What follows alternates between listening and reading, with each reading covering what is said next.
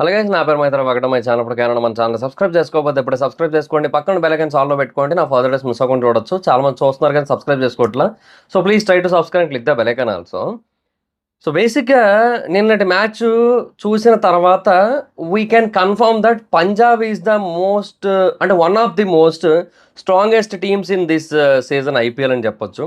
అంటే నేను ముందే చెప్పా యాక్చువల్గా ఈ ఎల్ఎస్జీ వర్సెస్ పంజాబ్ మ్యాచ్, అంటే ఎల్ఎస్జీ ముందు మ్యాచ్ గురించి మాట్లాడుతున్న టైంలో నెక్స్ట్ వీళ్ళకి పంజాబ్తో మ్యాచ్ ఉంది కదా, మనం పంజాబ్ని తక్కువ అంచనా వేయడానికి లేదు, వాళ్ళు గట్టిగా కొట్టే ఛాన్స్ ఉన్నాయి, ఈవెన్ వాళ్ళు చాలా ఈజీగా గెలిచేసే అవకాశాలు కూడా ఉన్నాయని చెప్పి నేను అప్పుడే చెప్పా యాక్చువల్గా. అండ్ అది ఎగ్జాక్ట్గా ప్రూవ్ చేశారు వాళ్ళు. అంటే నేను అంటుంది ఏంటంటే పంజాబ్ టీమ్ ఎక్కడ స్ట్రాంగ్గా ఉందంటే ఆ బ్యాటింగ్ లైనప్ అనేది చాలా పర్ఫెక్ట్ వేలో ఉంది. అట్ ద సేమ్ టైం వాళ్ళ బౌలింగ్ కూడా ఆబ్వియస్లీ ది బెస్ట్ వేలో ఉందన్నమాట. అంటే మనకి కొంతమంది బౌలర్లు ఉన్నారు వాళ్ళ దాంట్లో, అప్పుడప్పుడు తగిలించుకుంటూ ఉంటారు, అది వేరే విషయం. కాకపోతే స్టిల్ వాళ్ళు కంట్రోల్ చేయగలరు టీంని. అంటే సిచ్యువేషన్స్ని ఇప్పుడు ఫర్ ఎగ్జాంపుల్ ఒక ఓవర్లో పరిస్థితి కంప్లీట్గా మారిపోయింది అనుకుందాం, ఏదో మొత్తం హెవీగా రన్స్ వచ్చేసాయి అండ్ చాలా వర్స్ట్గా తయారైంది. బట్ ఆ నెక్స్ట్ ఓవర్లో మళ్ళీ కంట్రోల్ చేయగలిగే బౌలర్స్ ఉన్నారు. సో అది వాళ్ళకు ఒక అడ్వాంటేజ్ అనమాట. సో మిగతా టీముల్లో కొన్నిటిల్లో, అన్నిటిలో కాదు, కొన్నిటిల్లో అది మిస్ అవుతుంది. ఒక ఓవర్లో ఒకటి కొట్టించుకున్నాడు అంటే రెండో ఓవర్లో ఇంకొకటి వచ్చి వాడికంటే ఎక్కువ కొట్టించుకుంటున్నాడు, మూడో ఓవర్లో ఇంకొకటి వచ్చి వీళ్ళిద్దరికంటే ఎక్కువ కొట్టించుకుంటారు. నేను ఏం తక్కువ వేయటింగ్, వాళ్ళిద్దరు 20 ఇస్తారు, నేను 25 ఇస్తాను అంటున్నాడు. సో అలాగ ఉంటారు తప్ప ఆ కంట్రోలింగ్ అనేది మిస్ అవుతుంది. బట్ వీళ్ళ దగ్గర అలా కాదనమాట. సో వీళ్ళ దగ్గర ఆ కంట్రోలింగ్ నేచర్ ఉంది మొత్తం ఆ టీంలో. సో అది మెయిన్ పంజాబ్కి చాలా పెద్ద అడ్వాంటేజ్ అని చెప్పొచ్చు. సో అది మరి మ్యాటర్. సో రాసుకో అన్నాడు, తీరా చూస్తేనేమో బాగానే రాసుకున్నారు, మంచిగా 2 పాయింట్లు రాసుకున్నారు. సరే, ఇంక మొత్తం మ్యాచ్ గురించి అయితే మాట్లాడదాం సింపుల్గా. అంటే ఇట్స్ నాట్ అబౌట్ అంటే ఇప్పుడు శ్రేయస్ అయ్యర్ కోసమో, ప్రభ్ కోసమో, నేహల్ వదేరా కోసమో మనం అంటే పర్టికులర్గా ఎవరో ఒకరి కోసం మనం మాట్లాడుకోలేము. ఎంటైర్ టీం కోసం మాట్లాడుకోవాల్సిన అవసరం చాలా ఉందన్నమాట. ఎందుకంటే ఒక సముష్టి కృషి, ఇంకా రావాల్సిన వాళ్ళు చాలామంది రానే లేదులేండి, అది వేరే విషయం. ఒకళ్ళు శశాంక్ సింగ్, మ్యాక్స్వెల్ పోయినసారి ఏదో ముష్టి షాట్ ఆడి అవుట్ అయిపోయాడు, అది కూడా నాట్ అవుట్ యాక్చువల్గా, అప్పీల్కి వెళ్ళలేదు రివ్యూకి. ఒకవేళ వాళ్ళందరూ ఉండుంటే వచ్చుంటే టీం ఇంకా ఎక్కువ వెళ్ళను. వీళ్ళు ఫస్ట్ కనుక బ్యాటింగ్ ఆడుంటే చాలా ఫ్రీగా ఆడినట్టయితే ఇంకా ఏమంటారు చాలా భారీ స్కోర్లు కొట్టగలిగే టీం కూడా ఇది, అది ఖచ్చితంగా తెలుస్తుంది అనమాట. సో లెట్స్ సీ, చూద్దాం. ఒకసారి మ్యాచ్ గురించి కంప్లీట్గా డీటెయిల్గా మాట్లాడుకుందాం. సో ఫస్ట్ టాస్ అయితే పంజాబ్ వాళ్ళు గెలిచారు. సో బౌలింగ్ ఎంచుకున్నారు వాళ్ళు. ఎందుకంటే మ్యాచ్ జరుగుతుంది లక్నోలో, ఎల్ఎస్జీ హోమ్ గ్రౌండ్. సో వాళ్ళకి కొంచెం అడ్వాంటేజ్ ఉంటుంది. సో సెకండ్ బ్యాటింగ్ ఆడితే అని అనిపించిందో ఏమో, ఎందుకంటే మ్యాక్సిమం మనకి ఐపీఎల్ ఇప్పటివరకు అయితే డ్యూ ఫ్యాక్టర్ అనేది పెద్ద ఇంపార్టెంట్ కావట్లేదు. బట్ నాకు తెలిసి ఇప్పుడు ప్రస్తుతానికి ఇంకా చాలా కొద్దిగా మ్యాచ్లు అయినాయి కదా, ఈ మ్యాచ్ నెంబర్ ఎంత 13, సో 13 మ్యాచ్లు అయ్యాయి. నేను అంటుంది ఏంటంటే ఇంకొక 30 మ్యాచ్లు అయిన తర్వాత మాత్రం డ్యూ ఫ్యాక్టర్ చాలా ఇంపార్టెంట్ రోల్ ప్లే చేస్తుంది. ఇక ఆ టైంకి వచ్చేసరికి డ్యూ గట్టిగా ఉంటుంది అనిపిస్తుంది నాకైతే సెకండ్ ఇన్నింగ్స్ టైంలో. సో ఫస్ట్ ఇన్నింగ్స్ టైంలో ఏమో చెప్పలేం, కానీ సెకండ్ ఇన్నింగ్స్ టైంకి అయితే మాత్రం డ్యూ వచ్చేస్తుంది. ఎస్పెషల్లీ నైట్ మ్యాచ్లు అయితే ఇంకా ఎక్కువ వచ్చేస్తుంది, ఈవినింగ్ మ్యాచ్లకి ఇంకా చెప్పలేం కానీ. సో అది నా ఒపీనియన్ అయితే ఇదే. లెట్స్ సీ, చూద్దాం మనకి ఏంటి ఫర్దర్ మ్యాచ్లను బట్టి మనకు క్లారిటీ వస్తుంది. సో ఫస్ట్ వీళ్ళైతే బ్యాటింగ్ దిగారు అండ్ మిచెల్ మార్ష్ ఫస్ట్ ఓవర్లోనే అవుట్ అయిపోయాడు. Arshdeep first ball golden duck out. So బేసిక్గా మార్ష్ చాలా అంటే చాలా క్రూషియల్ బ్యాట్స్మెన్ వాళ్ళకి. సో అలాంటి మార్ష్నే చాలా హార్ష్గా ఫస్ట్ బాల్కి అవుట్ చేసాడు హర్షదీప్. సో నెక్స్ట్ లెవెల్ అని చెప్పొచ్చు. సో వాళ్ళకి అక్కడే ఒక పెద్ద దెబ్బ అయితే పడిపోయింది. ఇంకా తర్వాత మార్క్రమ్ కొంచెం గట్టిగా ఆడాడు, 18 బాల్కి 28. సో ఇంతకుముందు ఆడిన మ్యాచ్లతో కంపేర్ చేస్తే మార్క్రమ్ ఈ మ్యాచ్లో కొంచెం బెటర్గా, అంటే ఇంటెంట్ చూపిస్తూ ఆడిన ఫీలింగే వచ్చింది నాకు. అంటే అట్లీస్ట్ ఈ want to score in this match అనిపించింది నాకు. ఇంతకుముందు మ్యాచ్లో అది అనిపించలేదు నాకు, అదే ఏందో. సో ఇంకా తర్వాత నికోలస్ పూరన్ వచ్చాడు. పూరన్ ఈ మ్యాచ్లో ఎక్స్పెక్ట్ చేసినంత స్పీడ్గా అయితే ఆడలా, 30 balls 44 runs కొట్టాడు. మేబీ పూరన్ చేజింగ్లో బాగా ఆడతాడేమో, మైట్ బి, నాకు అలా అనిపిస్తుంది. అంటే ఇప్పుడు విరాట్ కోహ్లీ చూడండి, చేజింగ్లో ఎవరికైనా ప్రెషర్ ఉంటుంది కానీ విరాట్ కోహ్లీకి ఉండదు. సో ఎందుకు విరాట్ కోహ్లీకి ఏంటంటే అందరూ ప్రెషర్ ఫీల్ అవుతున్న టైంలో విరాట్ కోహ్లీకి ఐడియా ఉండేది ఏంటంటే బౌలర్లు కూడా ప్రెషర్ ఫీల్ అవుతారు కదా, ఇప్పుడు అయ్యో మనం దీన్ని ఆపాలి ఆపాలి ఆపాలి అనుకుంటూ ఉంటారు కదా. సో దాన్ని ఆయన యూటిలైజ్ చేసుకుంటాడు అనిపిస్తుంది నాకు విరాట్ కోహ్లీ. సేమ్ పూరన్ కూడా అంతేనేమో అనిపించింది నాకు. సో అందుకని పెద్ద పెద్ద టార్గెట్స్ ఉన్నప్పుడు అలాంటి టైంలో కొంచెం చేజింగ్ బాగా ఆడతారేమో అనిపించింది నాకు. బట్ ఏమో ఫస్ట్ ఆడినప్పుడు అంత ఫాస్ట్గా అయితే ఆడలేదు. 30 balls 44 runs అని తక్కువే నా దృష్టిలో. లాస్ట్ మ్యాచ్లో ఇదే బాల్స్కి 70 runs పైన కొట్టాడుగా, అది కాదు మ్యాటర్. ఇంకా తర్వాత పంత్. పంత్‌కి ఏమైందో అసలు నాకు అర్థం కావట్లా. అసలు పంత్ ఇప్పుడు చూస్తున్న పంతే కాదసలు. ఏందో అసలు ఆ మనిషిలాగా ఆడట్లేదసలు. ఈ వియర్డ్ బ్యాటింగ్ స్టైల్స్ అంతగా ట్రై చేయట్లేదు. అండ్ స్టార్టింగ్ నుంచి హిట్టింగ్ జోన్‌లోకెళ్ళట్లేదు. ఏమో నాకది అర్థం కావట్లా. మీరు మారిపోయారు సార్. మీరు మారిపోయారు. ఏదో జరిగింది. ఏం జరిగిందో చెప్పండి. యాక్సిడెంట్ జరిగింది. అది ఓకే. అది కాదు. ఇంకోటేదో జరిగింది. ఏం జరిగింది? అది ఏదో పంత్ మాత్రం నిజంగా చూడలేకపోతున్నాం. ఇట్లాగ మరీ ప్రతిసారి సరిగ్గా ఆడకపోతున్నాడు. మళ్ళీ కెప్టెన్ కమ్ వికెట్ కీపర్ అయ్యి ఎవరు తిట్టలేరు కూడా. ఎల్ఎస్జీ ఓనర్ ఏమో పోయినసారి రాహుల్ వల్ల పడిన దెబ్బకి ఇంక పంత్ తిట్టలేడు. ఎందుకంటే అందుకే చూసారు కదా ఫస్ట్ మ్యాచ్ అయ్యాక performance. It's okay. We had lots of positives. Yes. మనం అవి గెలిచాం. మనం ఆల్మోస్ట్ గెలిచాం. మనము టాప్ ఇక్కడ బాగా ఆడారు. అక్కడ బాగా బౌలింగ్ ఏశారు. ఏం కాదు మనకు అన్నీ బాగున్నాయి. పాజిటివ్‌లు బాగున్నాయి అంటుండు. ఎందుకు? Just because of the negativity loss అయ్యేదని ఈ గోడనమాట. అందుకే ఇంకా తను ఇట్లా చేసుకుంటున్నాడు. ఇక పంత్‌ని కూడా ఎక్కువ అనడు. ఇంకా ఆయుష్ బాదోని 33 బాల్ 41, మిల్లర్ 18 బాల్ 19. అబ్బే! అబ్దుల్ సమాద్ ఒక్కడే కొంచెం బెటర్ 12 బాల్లు 27 రన్లు. 2 4లు 2 6లతో 27 రన్స్ అయితే కొట్టాడు. సో అదొక్కటి కొంచెం బెటర్ అని చెప్పొచ్చు. సో ఆ ఒక్క పొజిషన్‌లో మాత్రమే కొంచెం బెటర్‌గా అంటే ఆ ఒక్క బ్యాట్స్‌మనే కొంచెం బెటర్‌గా ఆడిన ఫీలింగ్ వచ్చింది నాకు. సో ఓవరాల్‌గా అందుకే 171 రన్సే వచ్చినాయి వాళ్ళకి. ఇంకా హర్షదీప్ ఏమో 3 వికెట్లు తీశాడు. బట్ ఎకానమీ ఎక్కువుంది. అండ్ ఫెర్గుసన్ 26 రన్లు ఇచ్చాడు. ఒక వికెట్ పడింది.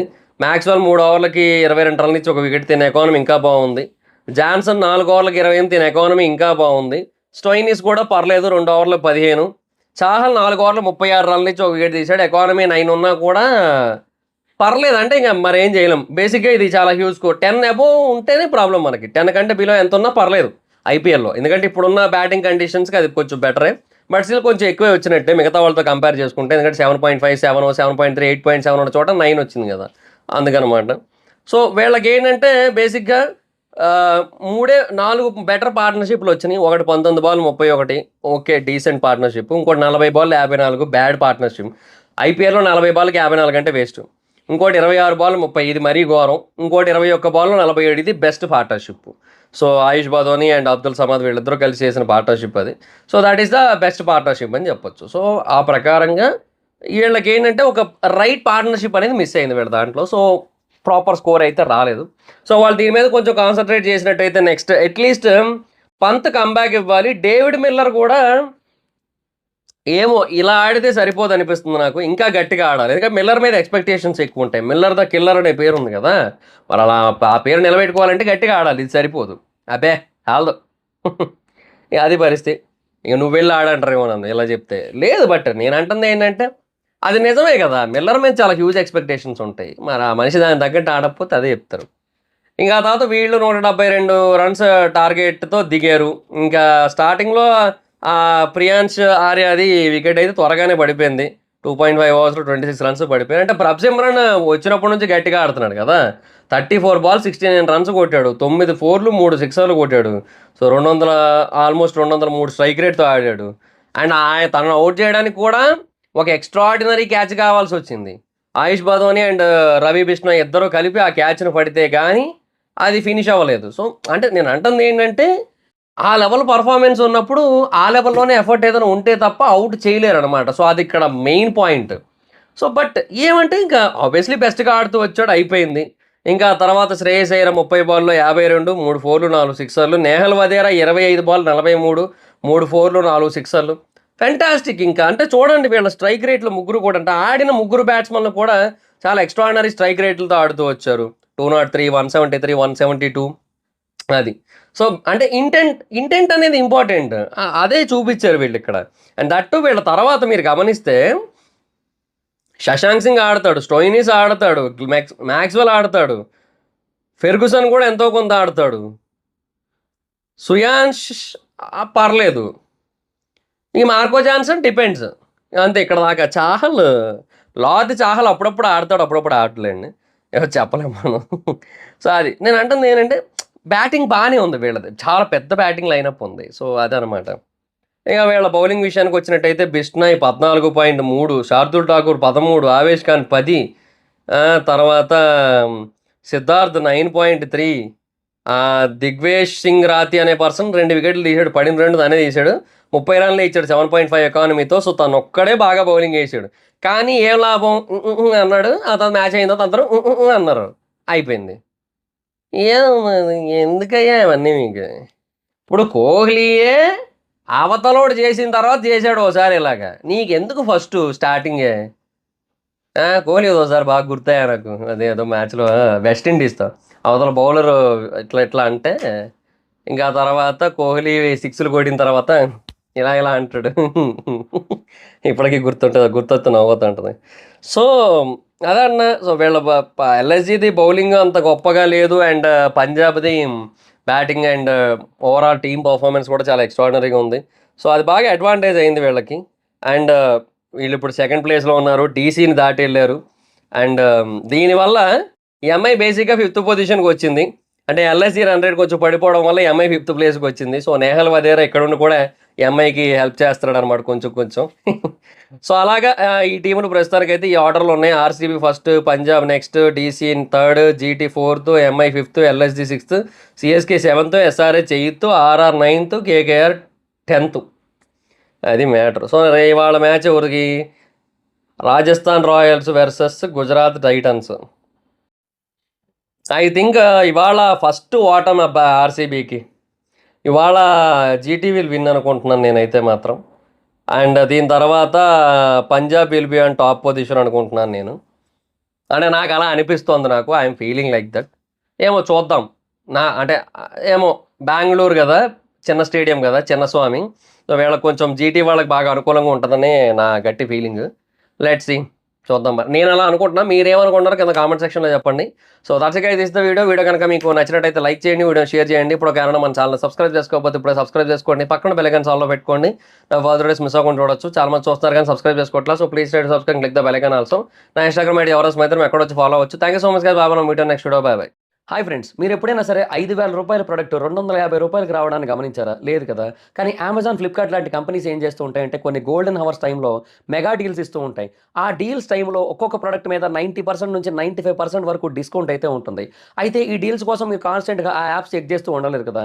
కానీ మీకోసం నేను వాటన్నిటిని కూడా కాన్స్టెంట్గా చెక్ చేస్తూ ఉంటాను. అండ్ దాంట్లో ఎప్పుడు ఏ డీల్ పెట్టినా కూడా ఇమీడియట్గా మీకు ఆ ప్రోడక్ట్ని అయితే షేర్ చేస్తాను. మీరు ఇమీడియట్గా ఆ ప్రోడక్ట్ని పర్చేస్ చేయొచ్చు దాని నుంచే. అండ్ అంతేకాదు కొన్ని ఎక్స్ట్రాడినరీ ప్రొడక్ట్స్ ఉంటాయి, వాటిని మీరు బయట ఎక్కడ కూడా చూడరు. వాటి గురించి కూడా నేను మీకు షేర్ చేస్తాను. మీరు సింపుల్గా చేయాల్సింది ఒకటే, కింద డిస్క్రిప్షన్లో మన టెలిగ్రామ్ ఛానల్ లింక్, మన వాట్సాప్ ఛానల్ లింక్, మన ఇన్స్టా బ్రాడ్కాస్ట్ ఛానల్ లింక్ ఉంటాయి. వీటిలో మీరు ఏ యాప్ ఎక్కువగా వాడతారో ఆ యాప్కి సంబంధించిన లింక్ మీద క్లిక్ చేసి ఆ యాప్లో ఉన్న మన ఛానల్ని ఫాలో అవ్వండి. దాంట్లో రెగ్యులర్గా చాలా ప్రొడక్ట్స్ అయితే మీకు అప్డేట్ అవుతూ ఉంటాయి. అండ్ ఆ ప్రొడక్ట్స్లో మీకు ఏది నచ్చినట్టయితే దాన్ని మీరు కొనుగోలు చేయొచ్చు వెంటనే. సో డిస్క్రిప్షన్లో లింక్స్ ఉన్నాయి, వెంటనే ఫాలో అవ్వండి.